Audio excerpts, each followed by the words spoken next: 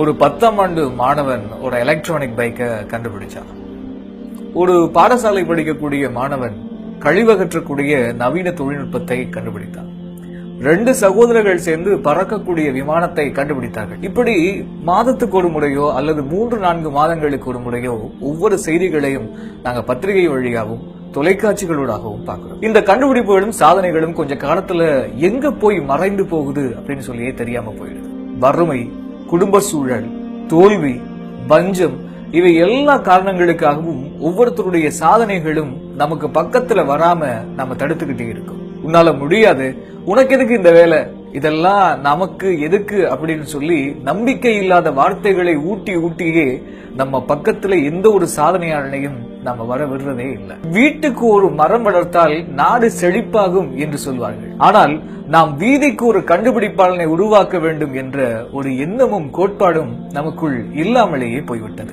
ஒரு சாதனையாளனாக ஒரு மாணவனை உருவாக்க வேண்டிய ஒரு கடமையும் பொறுப்பும் இன்றைய காலகட்டத்தில் இலங்கைக்கு மிக அவசியமானது என்பதை யாராலும் மறுக்க முடியாது. இலங்கையினுடைய எஜுகேஷன் சிஸ்டம் சரியில்லை, அதை எப்படியாவது மாத்தி ஆகணும் அப்படின்னு சொல்லி எல்லோருமே அந்த கல்வி முறையில குறை சொல்லக்கூடியவர்களாகவே இருக்கு. அந்த கல்வி முறையில குறை சொல்லக்கூடிய நாம் ஒரு சாதனையாளனையோ கண்டுபிடிப்பாளனையோ உருவாக்கி அந்த கல்வி முறையினை இன்னும் கொஞ்சம் மாத்தலாம் என்ற ஏதாவது யோசனையை விதைத்தவர்கள் இன்று இலங்கையில யாராவது இருக்காங்களான்னு சொல்லி பார்த்தா நாம் விரல் விட்டு கூட தேட முடியாத அளவு இருக்கிறது. இந்த காலகட்டத்துல நமக்கு அத்தியாவசியமான எத்தனையோ விடயங்களுக்கு மிக முக்கியமான ஒன்று இலங்கை நிறைய கண்டுபிடிப்பாளர்களை பெற்றுக்கொள்ள வேண்டும் என்பதுதான். நாம சில விஷயங்களை புரிந்து கொண்டே ஆக வேண்டும்.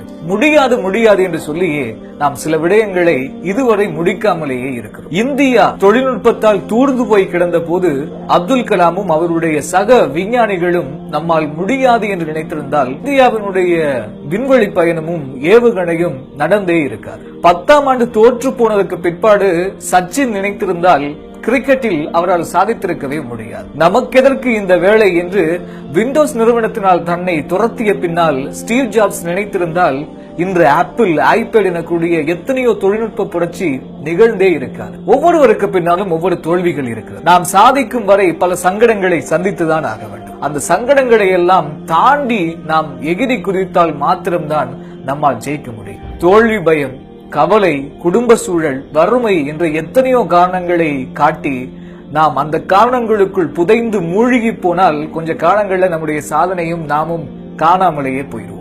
தோல்வி பயம் உன்னை துரத்தும், ஓடு. வஞ்சம் தீர்ப்பதற்கு சிலர் காத்திருப்பார்கள், ஓடு.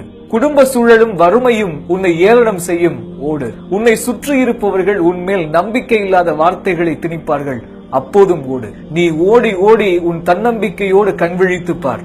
ஒரு நாள் வெற்றி எனும் கோட்டை நீ அடைந்திருப்பாய். சாதனையாளர்களை உருவாக்க வேண்டியது நமது கடமை. வீதிக்கு ஒரு சாதனையாளனை உருவாக்குவோம், நாம் வீட்டுக்கு ஒரு மரம் வளர்ப்பதை போல.